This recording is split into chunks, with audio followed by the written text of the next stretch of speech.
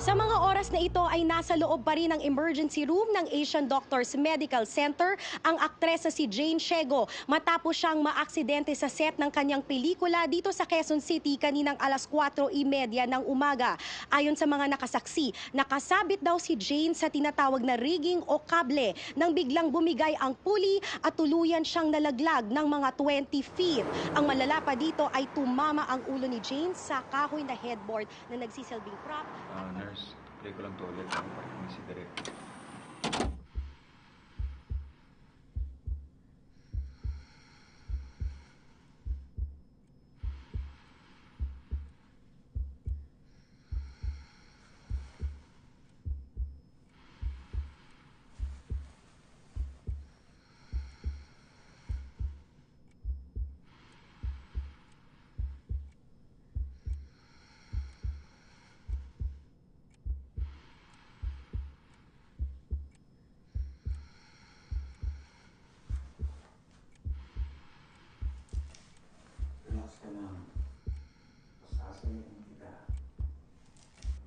Oh, don't say I'm not taking care of you, ah.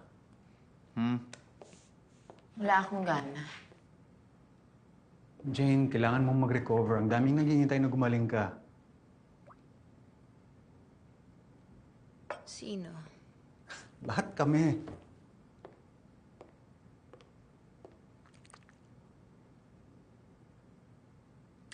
Hindi ko malasahan. Baka ganyan na talaga yan. Go ahead. Oh, shit. Sorry, I was gonna prepare you a Korean breakfast. Pa-practice sana ako, pero kinulang ako sa ingredients.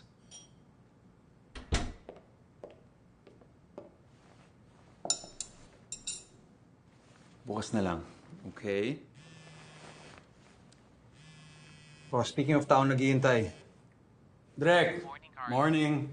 Usap mo si Jane? Yes, please. Bakit?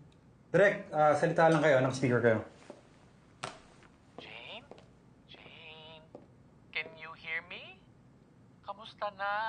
Si Direk Lex to. Hinihintay ka naming lahat. I know you need time, so be strong. Kaya mo yan.